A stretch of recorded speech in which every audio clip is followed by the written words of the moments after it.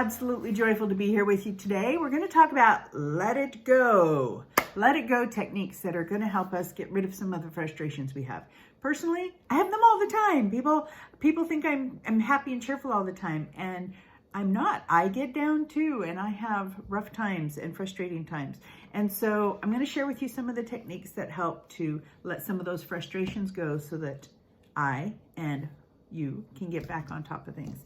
One of the things is music. Now, I love music and I love to play music. I don't listen to music a lot, and some people just listen to music nonstop. So everybody's different in that. But I want to encourage you to find a song that means something to you. The lyrics can mean something to you.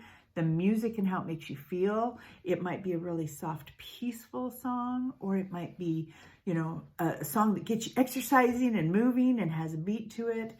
The lyrics may be something that just inspires you, and every time you hear that song, you just feel better, you feel higher. Find a song that you can sing if possible, because if you can voice and get yourself out of that feeling you're in, that maybe that funk that you're in, you can voice it and sing it at the top of your lungs. Even if you're not a good singer, you can just sing and it releases some of those frustrations and lets you feel better. I appreciate good music. I'm so thankful for music in my life. In my older age, I've been able to start writing music, and it's amazing to me what comes out and the better I feel when I'm creating too. So just encourage you in all those areas. Another great way to get rid of frustrations. Now, I live in Texas. I live in a city called Round Rock. We have a lot of rock in our backyard. And so this is very easy for me to do. It might not be as easy for some of you.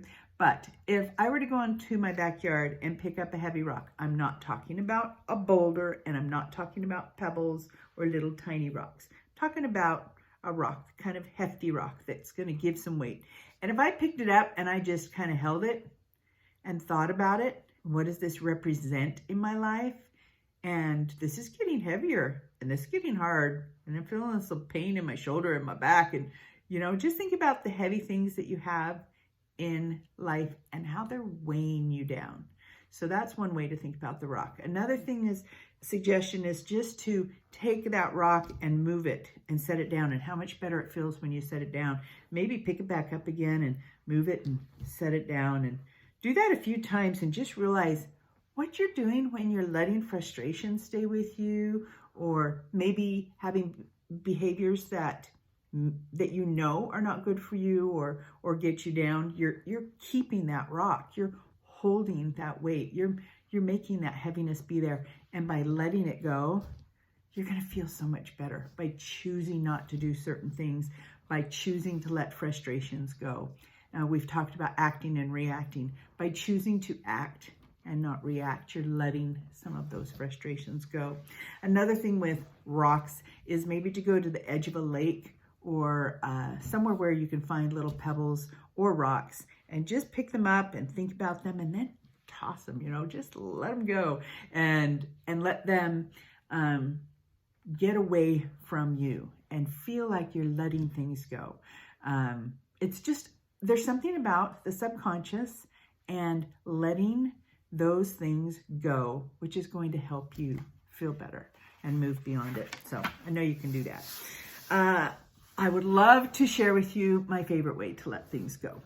So I've been journaling in my life for probably, I'm not gonna tell you how many years.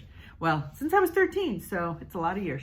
And my children have like the books behind me. They have like a shelf of books that is crazy a lot of journal to read. And so I started reading lately thinking, I need to cut this down. I need to maybe mark the spots that I really want to keep, or my children may care to read, and take out the other parts. It's been so interesting to read, because when you journal, you're getting things onto paper, and therapeutically, I know it really helped me throughout my life. Yes, it took some time. I switched to typing at some point because I type so much faster than I write, so it didn't take as much time for me to get my thoughts down. When I was young, I wrote way too much minutia. I was into sports, and I had every game and every score and every frustration. But in writing down those frustrations, I'm sure it helped me handle them. And that's what I want to encourage you. By journaling things, quite often you let some steam go and you're able to say, this is what happened. Sometimes you get inspiration on how to handle it. And sometimes you find out, and this is what I do in another book I have, I just write things that are really frustrating and really feeling awful, and then I rip it up and throw it away, or I cross it out with a big marker so I can't read it again. If I think a negative thought about myself, I journal it, write it down, and then I just get rid of it. It's a therapeutic way to let your subconscious know that you're in charge and you get to be the captain of your ship, and you get to be the one to help yourself let it go, let the frustrations and the sad feelings go, and move on. We all feel it. It's so normal to feel it. Don't kick yourself for feeling down. That's all just part of life. But we get to decide how long to be there. And we get to decide how to use some of these techniques to let it go and feel better. I wish you the best. I wish you joy every day, and hope you have a great day today.